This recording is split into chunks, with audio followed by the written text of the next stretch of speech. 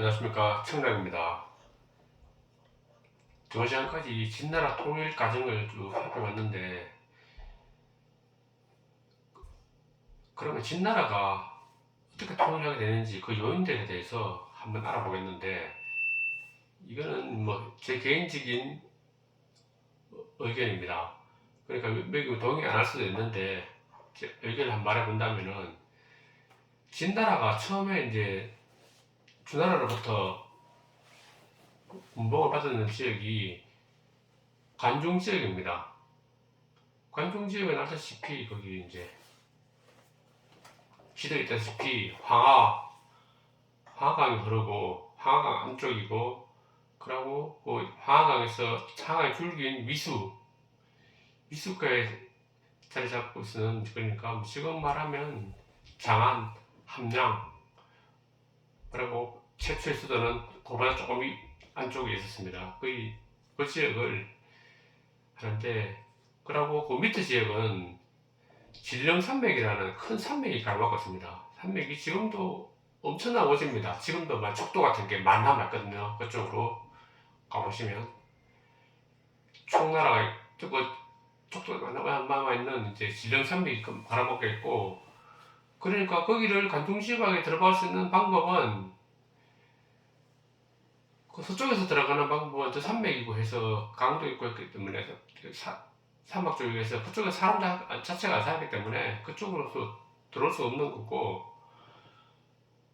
그러고 이제 중원 지역에서 들어가려면 반드시 항복관이라 하는, 거기 파란색으로 표시된 까만색 항복관을 지나야지 중원 지역에서 관중 지역으로 들어갈 수 있습니다. 그리고 이제 진령산맥 쪽에서도 남쪽에서도 들어가는 작은 문이 있는데 되게 험난합니다. 거기는 길이 나중에 나오겠지만은 이제 유방이 원래 거길로 해서 이제 먼저 함양에 들어간 그 역사의 사실이 있습니다. 거기는 되게 험한 길이고, 결국은 함곡관을 통과해서 들어가는데, 함곡관을 넘어서 함양을 정복한 왕자는 아무도 없었습니다. 그때 6국이 7국이 그리 치열하게 경쟁하더라도 함곡관이 그 좁은 그 관문이기 때문에 거기를 통하지 않으면 중원에서 관중 지역으로 들어갈 수 없습니다.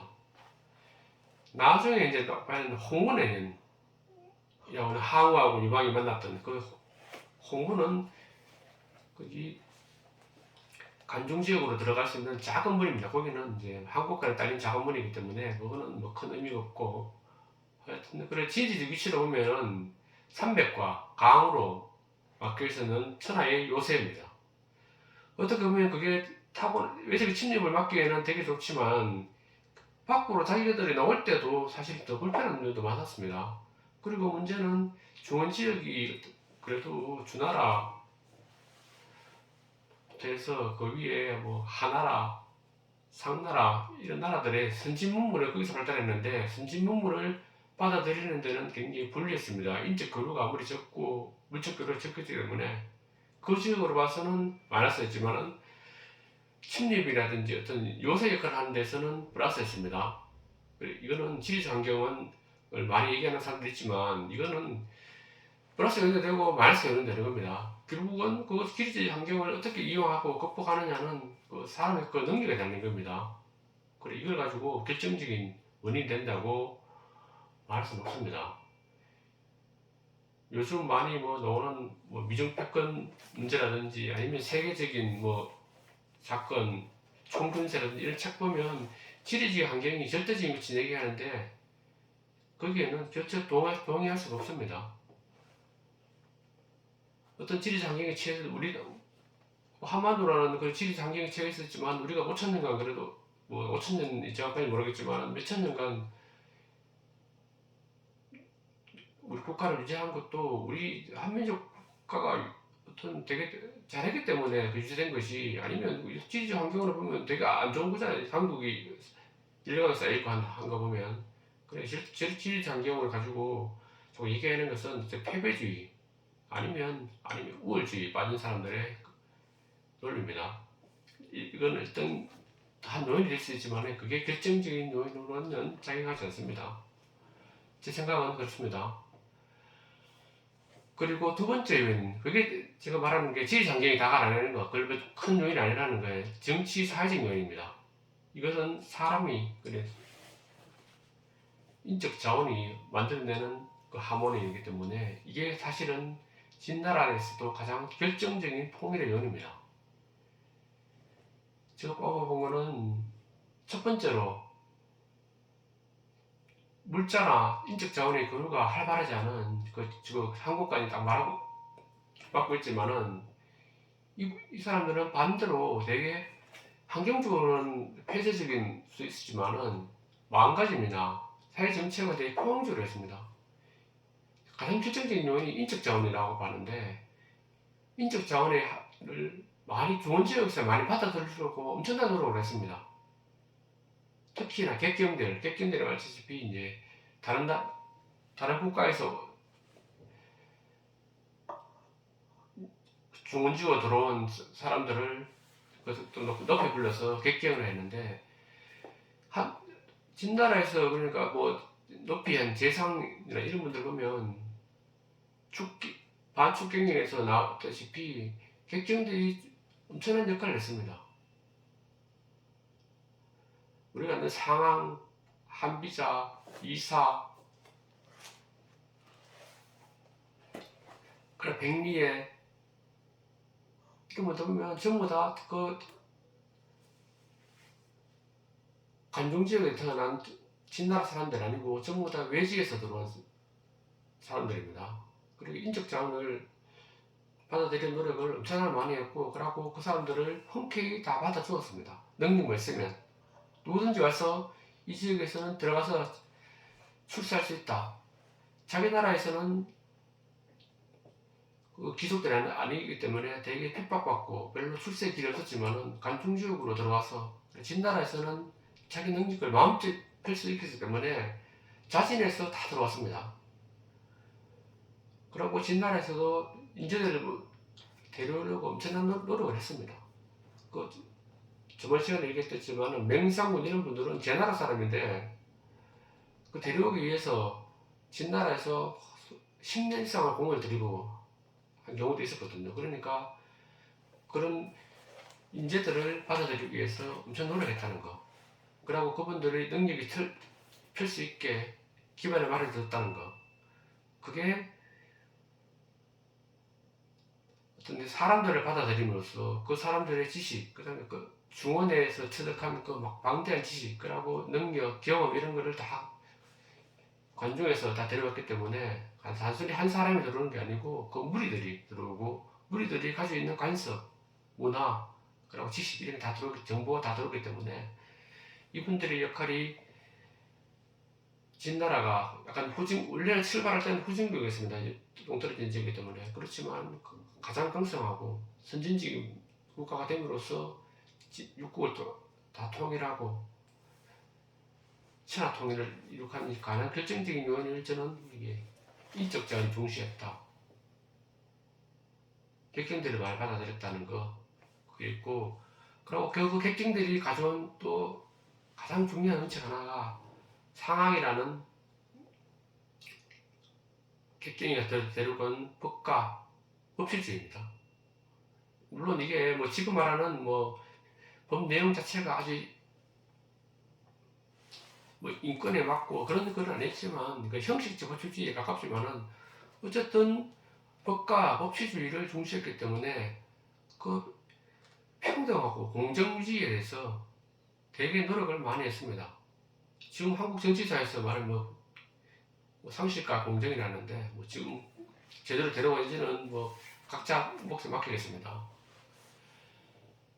어쨌든 그래서 이제 사회나 신분적인 관습 이런 것을 다른 아직 없지는 않았지만은 그래도 다른 육국에 비해서는 되게 그 차별이 덜했습니다. 그렇기 때문에 신분의 사회적 차별이 덜했기 때문에 누구든지 노력하면은 성공할 수 있다.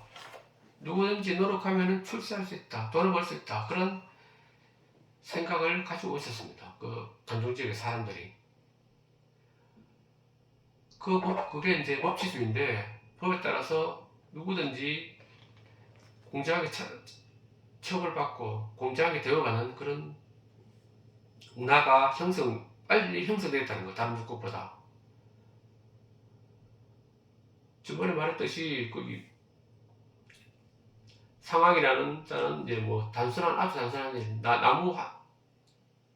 대구에 있는 나무를 뭐 한 일찍 가까운데 옮기는데 백금에 금을 준다는 그런 공고도 뭐 내고, 실제로 그 쉬운 일을 누군가 앞장서서 다 하니까 실제로 상금을 내주고 하는 거 보면, 우리가 이제 앞으로 평등하게 어떤 국가에서 내린 명령은 반드시 지킨다는 것을 시범적으로 보여주는 그런 사례였고, 실제로도 이제 뭐 전장에 누가 끌려 나간다는 표현을 많이 하죠. 지금은 그런 사회가 제대로 발전할지는 참 모르겠습니다. 우리도 뭐 군대 문제 이런 문제가 많은데, 그 당시에는 어쨌든 군대에 자발적으로 갈 수 있도록, 그러고 군대에 가서 출세할 수 있도록 그런 제도를 다 마련해 줬습니다. 그래 전쟁이 그래 많은 와중에서도 등급을 20등급으로 나눠서 누구든지 적장의 목을 한 명 베면 한 등급씩 올려주고, 두 명 베면 두 등급. 그래서 단순히 그냥 쫄병으로 들어갔지만 자기 능력만 있으면 장군까지 승진할 수 있는 제도를 법적으로 다 보장해 줬습니다. 사람이 귀족 출신이든 아니면 평범한 농민들이든 그런 공정한 대우를 해줬기 때문에 누구든지 군대에 가는 건 자발적으로 하고 합니다. 그게 출세할 수 있는 방법에 가장 좋은 거고, 평생 농사만 짓던 사람이 아니면 그 장사만 하는 사람들이 정치적 권력을 한다든지 아니면 장군이 된다 이런 거는 다른 육국에서는 꿈도 못 꿨는데, 여기에서는 그래도 군대를 가면 출세할 기회를 보장해 주기 때문에 적극적으로 가서 싸우고 자기 목숨 버렸더라도 그리고 가족들한테 잘 대우해주고, 그리고 자기도 살아남으면 점점 승진해서 사회적 위치도 차지하고 경제적 부도 누릴 수 있기 때문에 적극적으로 군대 참여해서 열심히 싸웠습니다. 이런 제도는 보면 이게 뭐 이걸 본받았다고 볼 수 없는데, 징기스칸이라는 그 거출한 영웅은 또 보면 그 당시에 몽골군은 몇십만, 2, 30만으로 추정하고 있습니다. 지금 학자들이. 그런데 실제로는 10%만 몽골 용병이고, 원래 몽골족이고, 90%는 전부 다 그 용병들이었습니다. 그 용병들이 왜 몽골군에서 싸우겠습니까? 국가가 같은 거는 이제 18세기, 19세기 나오는 얘기고, 그런 거 없고, 자기들이 몽골군에 들어가서 공을 세우면 출세를 하기 때문에 출세 욕망, 그리고 경제적 욕구 이런 것 때문에 다 용병들이 90% 거기 몽골군에 들어가서 열심히 싸워서 자기가 출세하려고 싸운 겁니다.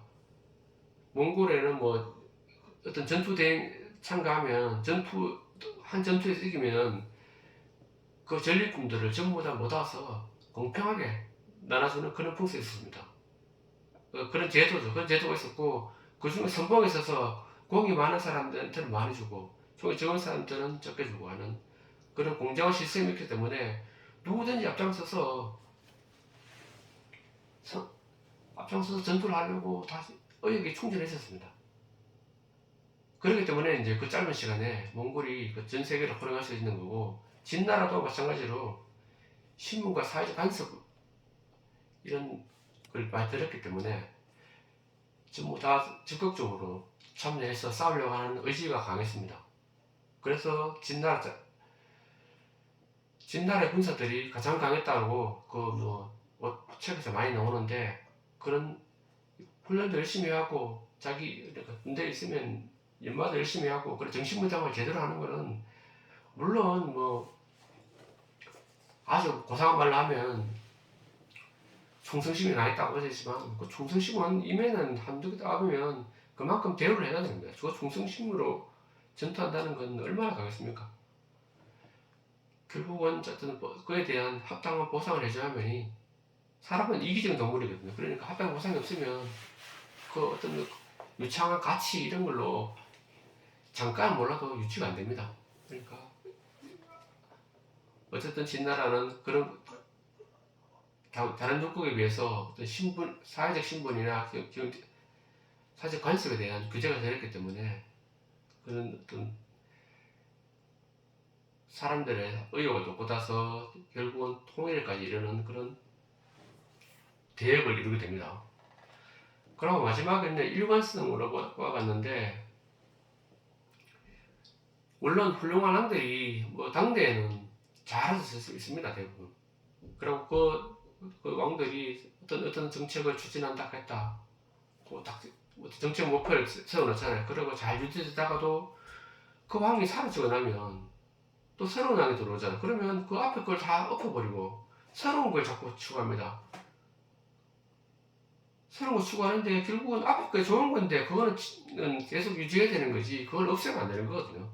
지금 정치도 마찬가지잖아요. 좋은 거는 받아들이고 나쁜 것만 고치면 되는 건데, 여기는 막 대부분 다른 육국들은 왕이 바뀌면 정책이 완전히 바뀌어서 그 좋은 정책들이 시행되지 못하고 단발성에 그치기 때문에 그 단발성으로 몇백 년에 걸친 혼란을 수습하고 통일한다는 것은 불가능했거든요. 그러니까 중간중간에 폐양들이 많았잖아요. 그러니까 뭐 제나라부터 해서 뭐 진나라, 뭐 월나라 이렇게 폐양들이 많았는데, 그거는 잠깐 몇십 년간 그 왕이 통치할 때만 그 정책이 유지되고 그게 따랐기 때문에 그 이후의 왕들의 조금만 용청해도 그게 다 무용지물이 되는, 국가 자산이 그냥 다 묻히는 겁니다. 그랬는데 여기서는 진나라는 달랐습니다. 제가 봐서는 어떤 포용성이라든지 아니면 법치주의를 일관성 있게 한번 세우면은 그건 계속 몇백 년간 100년 이상 유지하기 때문에 그거를 그 요인을 바탕으로 해서 결국은 통일까지 할 수 있었습니다. 우리나라 계획을 세울 때 특히 국가 정책이라는 거, 뭐 통일 정책이라든지, 우리나라도 많잖아요. 그리고 교육 정책, 중요한 사회 계획을 세우면 이것을 일관성 있게 유지를 해야 되는데, 우리 정치권이 5년마다 바뀌고 아니면 10년마다 바뀌고 갈 때마다 기존의 정책을 다 폐지버리고 새로운 걸 자꾸 세우니까 좀 하다가 말고 그러니까 정책 효과가 나타나기 전에 이미 다 폐지되고 버리기 때문에 결국은 초창기에 혼란한 과정만 겪고 그 위에 정책의 열매를 따오지 못하는 겁니다. 과일이 열리기도 전에 다 따먹기 때문에 맛 좋은 과일을 맛도 못 보고 다 폐기하는 그런 우를 자꾸 범하거든요. 그러니까 뭐 장기적인 계획이 필요한 것은 수십 년, 100년씩 이렇게 쭉 유지가 돼야지 그 결과를 볼 수가 있는데, 그 정책이 자주 바뀐다는 것은 되게 좋지 못한 결과를 대부분 낳습니다. 한 나라에도 보면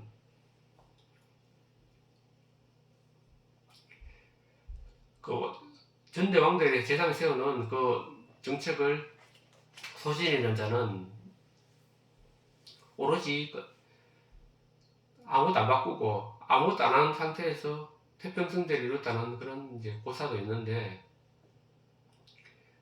어쨌든 진나라는 어떤 한번 세운 정책, 좋은 정책을 계속 유지해왔기 때문에 그것을 바탕으로 해서 결국 힘을 주치겠고, 그 힘을 바탕으로 해서 육국을 통일하고 진나라는 새로운 왕조를 세웠습니다. 그리고 이제 진나라 왕조도 세우고 난 다음에 그 영향인지 모르겠지만 진시황도 지금 와서 그 당시에는 한나라 사가들에서는 되게 비평을 많이 받았었지만, 결국은 제가 봤을 때는 진나라 왕정도 물론 비판할 정도 있지만은 그 자기의 조상들의 어떤 위협을 받아서 열심히 어떤 자기 일을 매진했고, 그리고 통일하고 난 다음에도 잠시도 쉬지 않고 엄청난 일을 많이 했습니다. 그러니까 뭐 문자 통일, 그러고 뭐 도량형 통일, 그게 우리가 말이 쉽지만은 그 당시에는 엄청난 어려움에 많이 봉착했을 겁니다. 하지만 일관성 있게 그 정책을 유지하고 시행해서 결국은 중국 문화의 원료를 세운 것은 진한 시대거든요. 그냥 원료를 만드는 게 이제 그게 공덕이 아니었나 그렇게 생각해 봅니다. 그러면 이제 더 진왕정에 가는 거는 좀 더 이제 아방궁에 가는 얘기도 있고 특히 진시황의 왕래에 가는 얘기도 있는데 그거는 제가 다음 시간에 좀 자세히 한번 더 알아보겠습니다.